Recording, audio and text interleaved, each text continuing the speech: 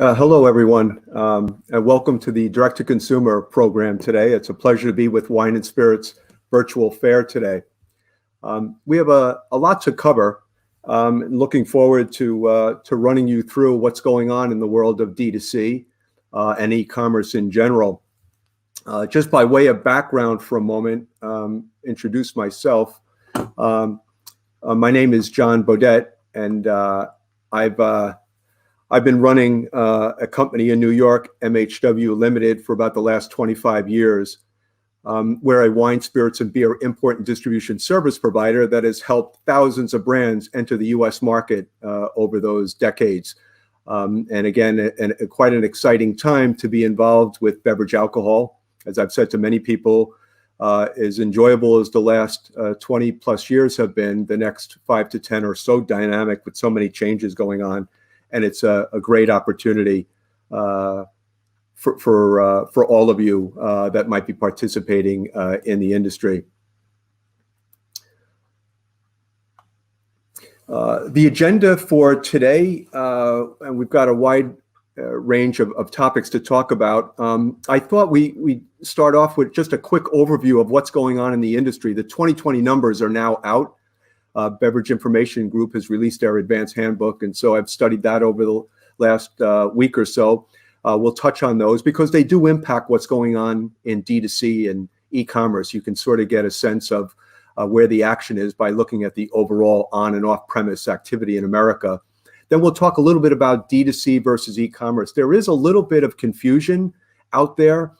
Some people refer to direct-to-consumer D2C and also e-commerce as one and the same, and actually they are different. And we'll talk a little bit about that, what the differences are in the models, and then get into specifically direct-to-consumer D2C wines, some of the history and where it's going, and then also get into D2C for spirits, which is really, really exciting. We're entering a new phase in the beverage alcohol world where direct-to-consumer spirits has become, on the e-commerce side, very big and important, but dramatic potential changes coming where direct-to-consumer spirits, and when I say that from producer to consumer, that action is starting to come.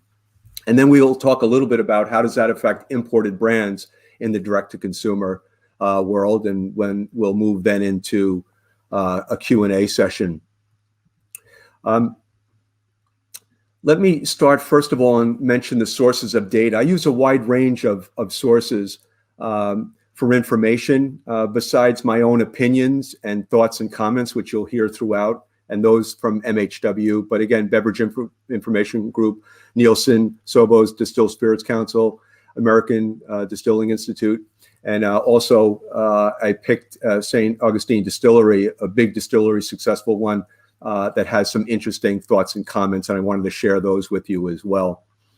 So just jumping over to beverage alcohol and where we are coming out of 2020, and to give you a sort of an understanding of the relative size of our categories. In spirits, we're at about 251 million cases, 9-liter cases. And in terms of highlights for 2020, tequila is still on fire, up almost 9% at 21.5 million cases. Prepared cocktails, which is no surprise as part of the pandemic, saw a huge increase, 2.5 million cases, up 36%. Straight whiskeys and bourbons are doing very, very well, up another 1.7 million cases. One of the things that was quite interesting, caught me by surprise, is the Irish whiskey growth slowed. It had been close to double digits for 15 years and seems to have slowed down. And probably a lot of that might have had to do with on-premise and the loss of all the Jameson activity on-premise, some of which maybe didn't translate to off-premise, although I still have to find out more about that. On the wine side, so where you saw 250 plus million on spirits, wine is about 350 million cases. Imports added 1.1 million. And then we also had domestics adding 1.5 million.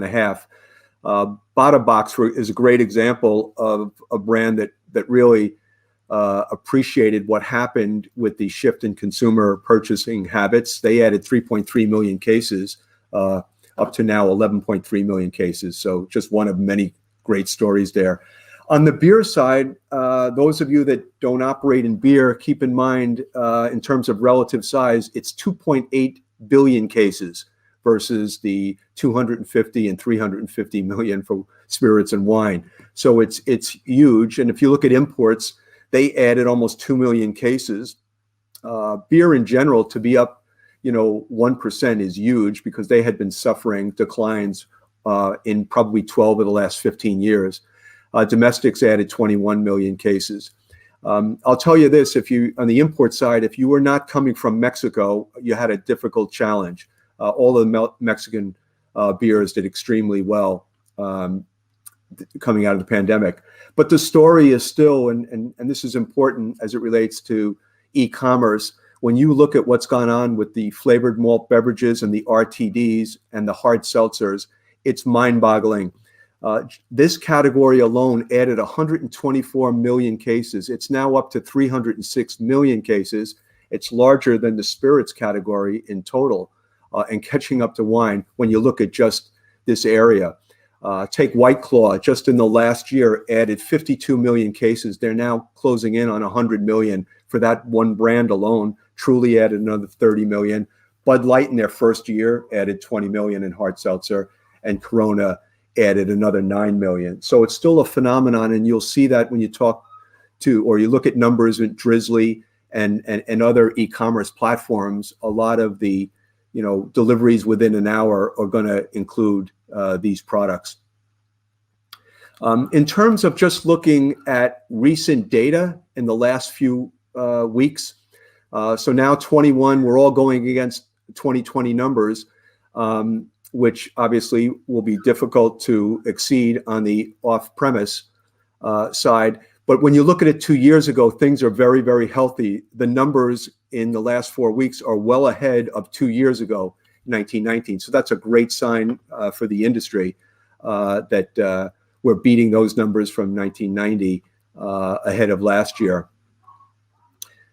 One other important point here is on retail sales, keeping track of where we are. So our industry at retail for wine, spirits, and beer is generating 222 billion in activity coming out of 2020. That's a little bit below where we were in 19.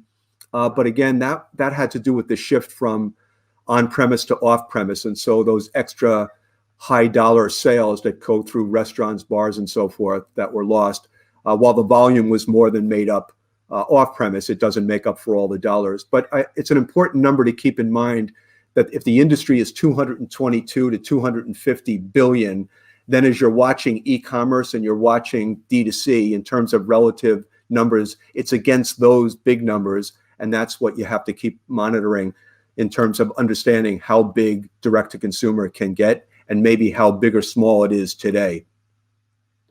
I just want to get into the definition of e-commerce versus direct-to-consumer. As I said, they're oftentimes used synonymously, and really there are points of distinction. When we talk about direct-to-consumer in this presentation, we're talking more about producer to consumer, and effectively not really operating through the traditional three-tier system. So similar to people that are buying wine from a California winery are able to buy that direct, and the laws allow that. That would be more direct to consumer, from producer, winery, distillery, or brewery directly to a consumer, versus e-commerce platforms like a Drizzly, for example, that saw a 350% increase in sales in 2020. And as you can see here, they're talking about e-commerce being close to 24 billion in total sales activity. So now you have a number you can relate to, which is the overall beverage alcohol sales of 220 to 250 billion. So it gives you a sense of where it is and how quickly it's growing. And they're talking about America overtaking China as the world's largest e-commerce. So think of that again as e-commerce versus direct to consumer. E-commerce being more of these marketing marketplaces that are out there. If you take, I talked about Drizzly is a marketplace out there where they're basically working with almost 4,000 retailers and scraping their inventory and making their products available on a Drizzly website that refers that business to the retailer. There are other models out there like a Thirsty or Speakeasy, which are more basically white label models where basically a brand can have its website and have a link, buy now, and through the power of a Thirsty or a Speakeasy, the consumer gets linked effectively to a retail, but they basically think they're just dealing with the brand, and then they can place their order, and that order will pass through a local retailer in their market. So they view it, the consumer feels, it's almost a D2C model, but it's actually operating through wholesale and retail. So, and then wine.com, of course, you probably all know them. They've been around the longest, going back to the .com era. They've done a phenomenal job. They're actually their own retailer, selling directly to consumers, but again, acting as a retailer off of a website that fulfills internet activity. So there are different models out there. And so you need to get educated as you look at them on comparisons as to why certain models might work better for you than others. But it's an interesting phenomenon that's coming up, and there are more models as we speak that you'll be seeing in the coming months. So now we flip back to direct to consumer and why suddenly so much interest. Obviously, the pandemic was a big part of it, but there's also the pressure coming and positively from the on the spirit side, where the wine has matured after 20 plus years of direct to consumer. The craft spirit players are behind a movement right now to get similar rights that wine has for spirits. And so this movement is very, very powerful. And again, the idea is not to replace in any way the three-tier system, which has been so effective. Let's face it, without the major wholesalers, as we'll talk in a few minutes, a lot of the brands that have successfully moved in acquisitions and so forth, and would never have happened without the strength of the on-premise, off-premise direction under the control of those wholesalers that have done these jobs over the years, great marketing jobs. So we'll touch more on it in a couple of minutes, but just in terms of wine and direct-to-consumer models, there are 45 states today that are allowing direct-to-consumer programs, and that happened over a long period of time. If you look at the growth going even back to 2011 and the phenomenal growth at 27%, these wineries that are shipping direct across America started out with reciprocal models. Certain states said, hey, you allow us to sell to consumers on a direct basis, and we'll allow folks in your state to buy from our wineries. And sort of that's how it went. The problem there is that imports got left out. So looking at the growth rates, again, 2020 was a phenomenal volume year, both volume and sales for D2C. And here's the value. The value was different, lower than the actual sales dollars. Volume, I should say sales, sorry, were lower than volume, primarily because there was a shift in purchasing habits during the pandemic and some move to slightly lower priced wines, which would make sense, but that'll bounce back already. We're seeing it in 21 where the values are going up. These are the top 10 states for wine on D2C. So if spirits come into the same program or a model like this, you could almost expect to see something similar. But if you look at California, the overwhelming largest player, but then followed by Texas and then New York in terms of top 10 markets. And now just looking at March and April of this year, just to see where some of the trends are. Again, dollar sales are bouncing back nicely when you look at where we are on dollars between, and again, this is just looking at March and April, this from Sovos. And then you look at 21 volume is down a little bit from 20 to be expected, but well above 19. Nielsen did a recent synopsis, and if you want to look back on this later, I would recommend you do. They've got some really interesting information on it. But just to highlight a few of the things, you can see the versus 2 years ago, things look very, very good in 21 on all fronts, really, from a volume standpoint, and even sales. But the key is comparing to 2 years ago, and that's pretty important. Our numbers look great. So Nielsen is seeing really positive opportunities across really all sectors, all categories. And then Silicon Valley Bank, they did their annual review and assessment coming out of 2020, and some very interesting things. But in terms of long-term impact on COVID-19 with wine, they see so many positives. And what they really see is the wineries became somewhat of experts, flipping into the world of e-commerce and having to focus more on it when they lost their tasting rooms. And that expertise is going to generate additional case volume and sales revenue for those folks. And now Silicon Valley talks often about the millennial impacts, the millennials who are now have the purchasing power based on where their ages are relative to careers, are in a position to step up spend, and they're doing that and replacing some of the folks from my generation, and others actually for that matter. Now just shifting over to craft distilleries and what's going on DTC with spirits and what you might see in the next 5 to 10 years. As I said before, what's driving a lot of it, we've got up to almost, I think we've crossed over 2,000 craft distilleries. And over the last 15 years, you can see that started with 70. And there's tremendous interest by consumers all over the country to experiment and experience these craft players. And tourism and so forth, these have become really cool places to go. And so as consumers are visiting those locations, they want to be able to buy these products when they get back home. You also have the impact of COVID.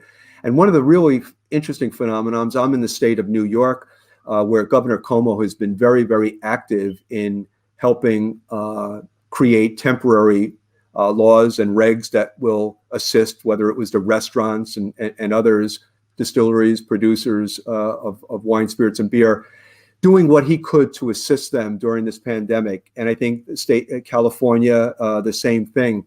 And so there have been temporary laws, some of which will be made permanent.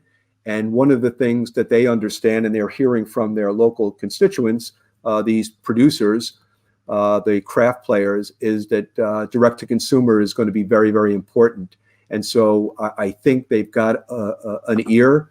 I've had a chance to be down in Washington with some of the major global players working with Congress and Senate representatives trying to get things done.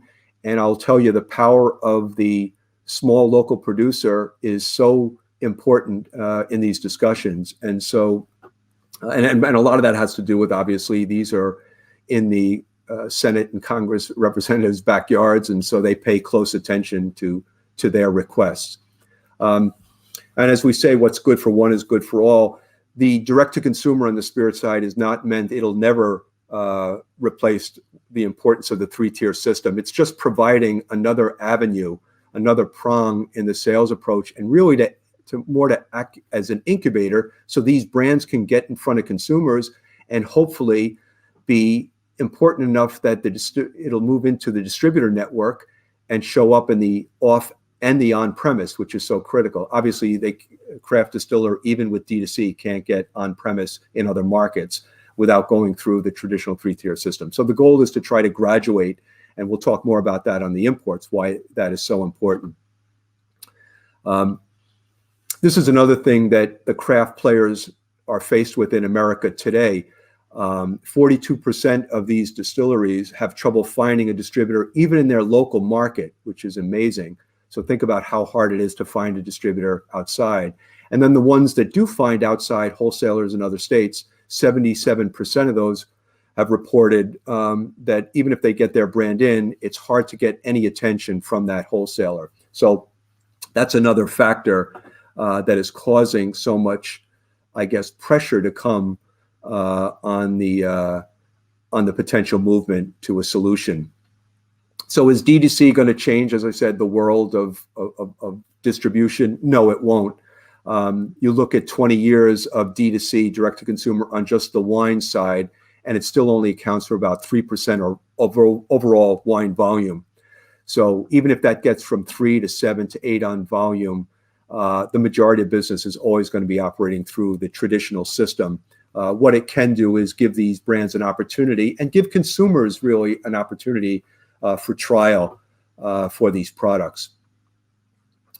One of the things that's going to be very, very important, the same way it was with wine when they started to allow more D2C distribution, it was critical that the rules and regulations, most importantly, that we safeguard the public, right, our under 21s and so forth.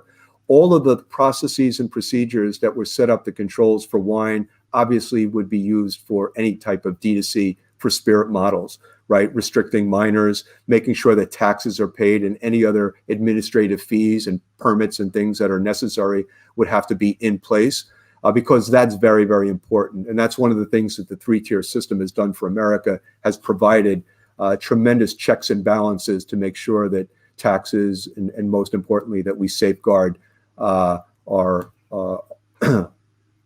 consumers. There have been some actions taken. These are, I'm just showing you a slide. These are states that are currently allowing in-state D2C. Some of these, as I mentioned before, were temporary measures that states like California, Connecticut, New York implemented, where yes, suddenly a distillery could ship to a consumer in the state of New York. The question is, it's only temporary and it's only within the state. Okay, so there are then some other states that are allowing some shipments to come from out of state to a consumer in another state. But it goes back to that theory that I talked about before, the way the wine evolved. It was more of a reciprocal process where, hey, if our state allows products to come in, you've got to allow us products to go out. And so it's a reciprocal model. So it is somewhat restrictive and obviously would not include imported products. So now we're flipping over to the import side for a moment. The imported side in spirits is very, very important because today it represents 43% of all spirits consumed are imports, and they tend to be premium products. Just showing you, by the way, very similar to wine, the top 10 markets cover 52% of the overall consumption in America. And so for new brands coming in, by the way, most of them are going to focus on these top 10 markets, and for good reason. The same way we talked about the craft players, Americans that are traveling around the world, they want access to a lot of these brands. And so the point here in our position is that any direct-to-consumer programs that are implemented would need to include imported product. And it doesn't mean that foreign suppliers are suddenly going to be able to ship directly from a distillery in, let's say, France or the UK to a consumer in America. It would have to go through the importer, but the concept is the importer becomes effectively the primary source of the product, and a consumer would be able to order from an importer the same way they would from a producer, distillery, or winery. And so the goal of imports would be the same thing. Try to get your brand into a position where it can graduate to the three-tier system, but at least get introduced into the US through a model that allows access. To the right here are a number of volumes on the spirit side, just so you get a sense of the magnitude of each of these categories. One of the other things, interesting phenomenons, is you look at celebrities that have entered the space in the last 5 to 10 years, a greater percentage, more than 43%, turn out to be imported brands that many of these celebrities get involved with.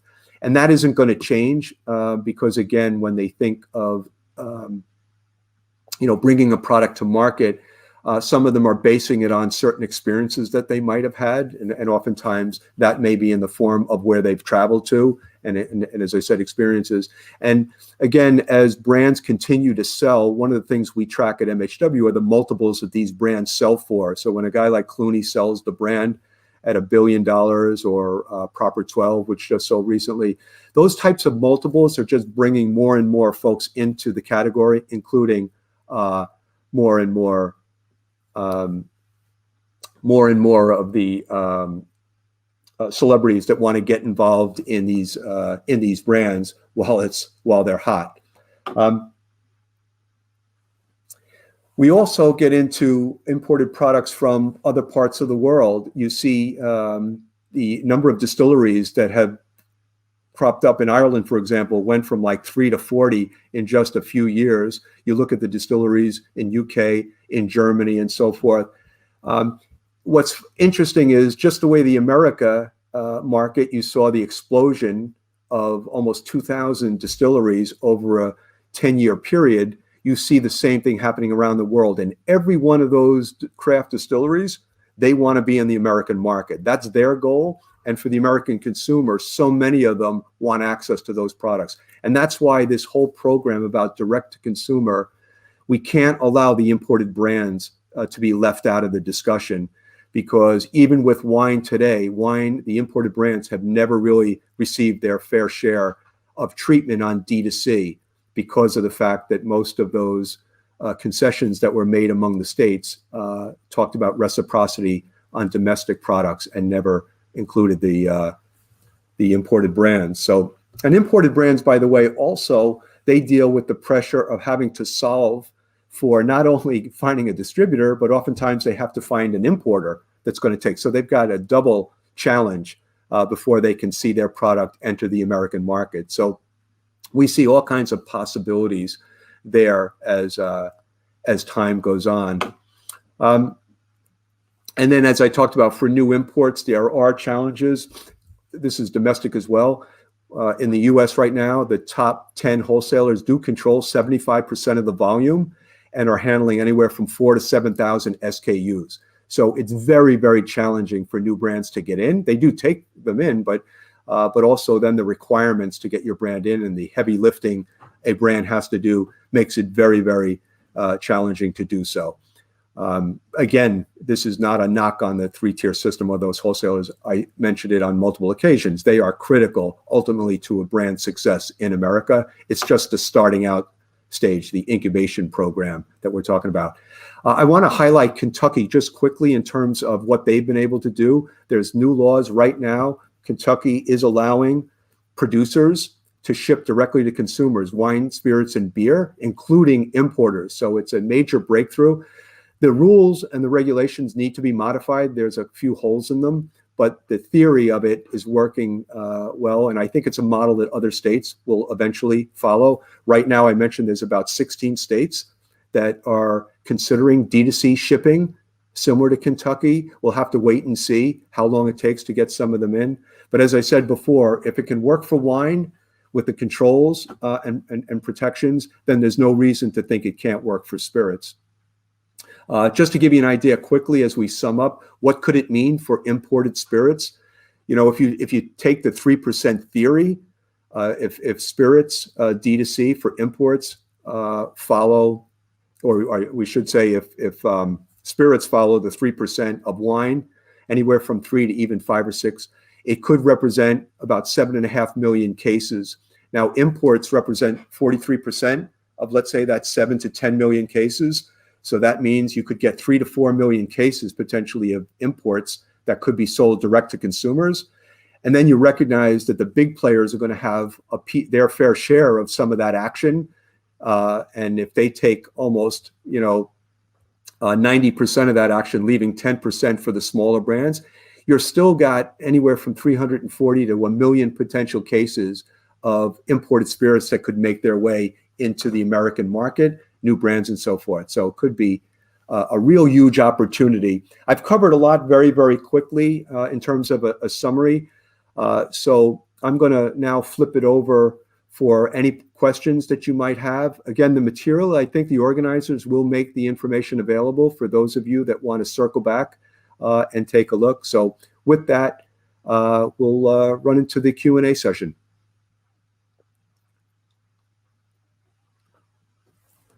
Okay, let's see.